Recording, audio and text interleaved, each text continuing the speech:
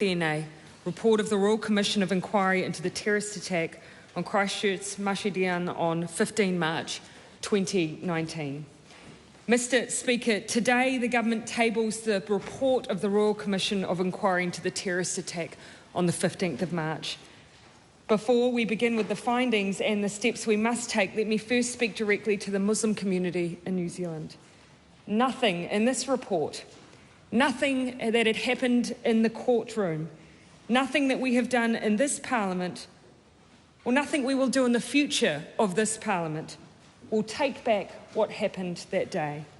But I hope each of those acts takes us one step closer to justice and one step closer to change. Till that day, I say, Assalamu alaikum. May peace be with you and may peace surround you. Mr. Speaker, 10 days after March 15, we announced the Royal Commission.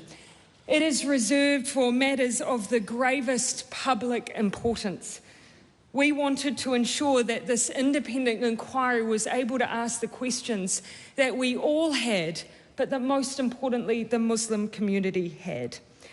Those questions included whether there was any information provided or otherwise available to relevant public sector agencies that could or should have alerted them to the attack, whether there was any failure in information sharing between relevant agencies, whether public sector agencies failed to anticipate or plan for the attack due to an inappropriate concentration of resources, whether any relevant public sector agency failed to meet required standards or was otherwise at fault, and any other matters relevant to the purpose of the inquiry.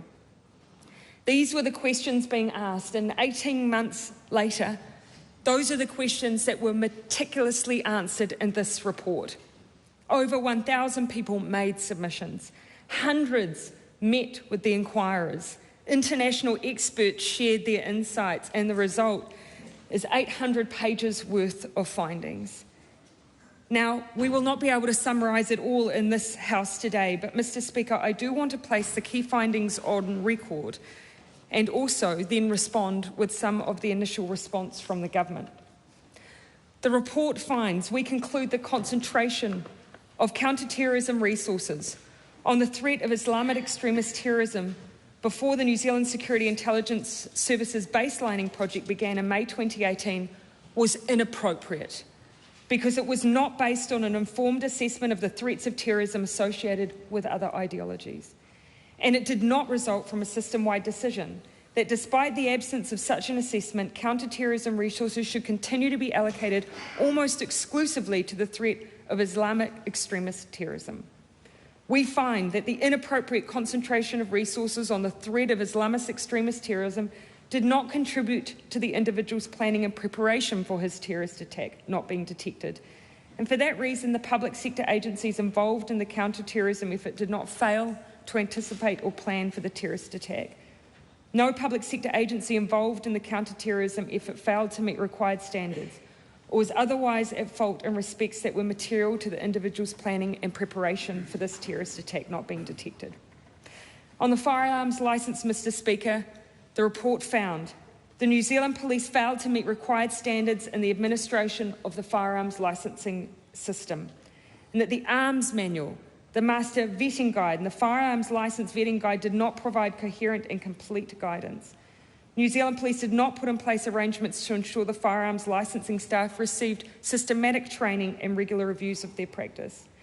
In dealing with the individual's firearm licence application, New Zealand Police did not adequately address whether gaming friend and their parent knew the individual well enough to act as referees.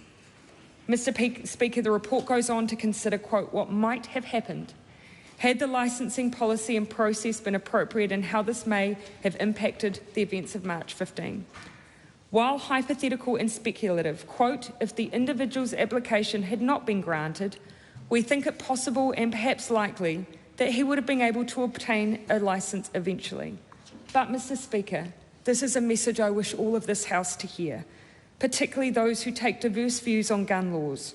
Quote, it is also possible that he may have formulated a plan to carry out the terrorist attack using different means or abandoned the planning for a terrorist attack in New Zealand, were it not for our guns regime. Mr. Speaker, this is only the beginning of the report's findings. It traverses our security and intelligence arrangements, counter-terrorism framework, information sharing provisions. But it's important to take a moment of pause. Because while the Royal Commission found no failures with any government agencies that would have allowed the individual's planning and preparation to have been detected, it did identify many lessons to be learnt and significant changes that are required. For many years, Muslim community members have raised concerns over issues like the disproportionate scrutiny by security and intelligence agencies.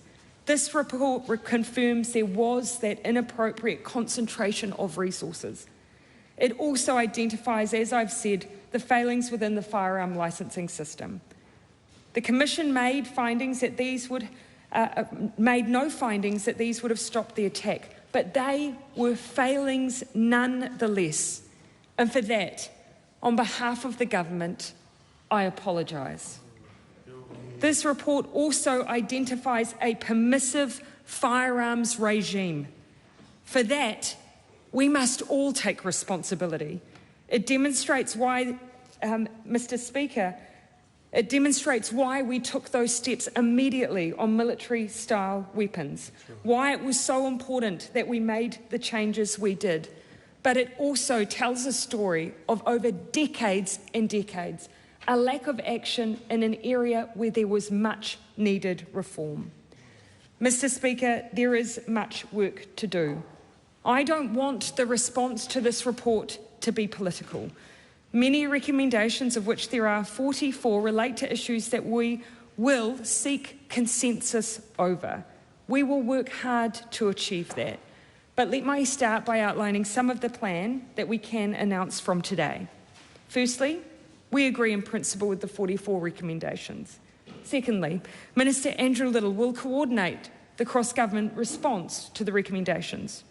Thirdly, some of our immediate responses include, in line with Recommendation 30, we will establish a Ministry for Ethnic Communities, long called for, Mr. Speaker. Following Recommendation 35, we will establish an Ethnic Communities graduate program within our public sector.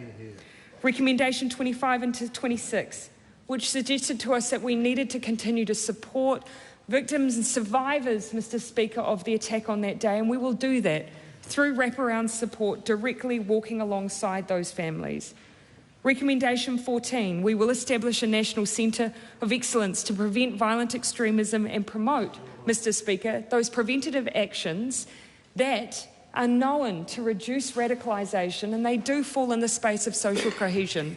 I do not call them social engineering, I call it prevention. Mr. Speaker, Recommendation 42, which establishes an organisational response within the police to recording and managing hate crime.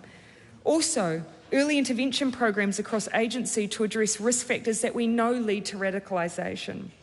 Recommendation 44, we will work with parties across Parliament on the gaps in hate speech legislation. I know this is a contentious area, and we will work with determination to try and form that consensus if we can. Mr. Speaker, in Rec 18, we see calls to strengthen counter-terrorism legislation. That was something the government had started work on prior to March 15, and we will now bring those amendments to the House. Mr. Speaker, there is much to do, but I want to leave my final words as words of thanks to the Commission for its enormous work. And I can do no better than summarise the path ahead than using their own words. Quote, "We accept political engagement on these issues will not be easy, but facing up to the hard issues and having open public conversations are critical. We hope our report will encourage members of the public, officials and politicians to engage in frank debate so that everyone understands their roles and responsibilities in keeping New Zealand safe, secure and cohesive. There is impetus for debate around the kind of country New Zealand aspires to be." Mr. Speaker, may that objective guide us in this House, but may the memory of the 51 who were lost, the survivors and witnesses, remain with us as we embark upon this journey. Nō reira, tēnā koutou katoa. The Honourable Judith Collins. Thank you, Mr. Speaker.